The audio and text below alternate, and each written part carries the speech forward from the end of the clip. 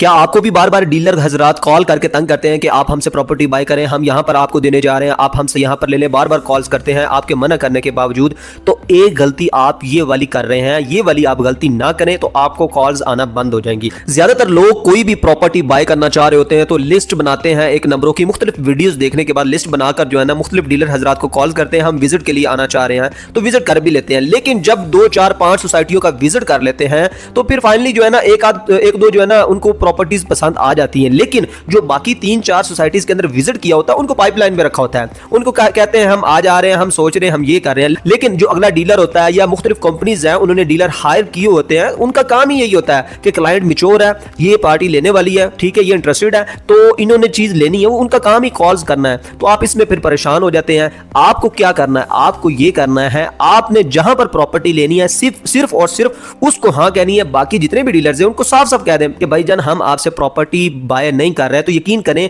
Dealer हजरात आपको दोबारा कॉल्स भी नहीं करेंगे। आप खुद जो है ना पीछे लगा कर रखते हैं, आप कहते हैं कि हम आने लगे हैं, हम ये करने लगे हैं, तो इस वजह करके ना डीलर बार बार आपको कॉल्स करते हैं और आप जो है ना इसमें फंस जाते हैं कि यार डीलर हजरात को और को काम, भाई जी उनको काम भी यही है।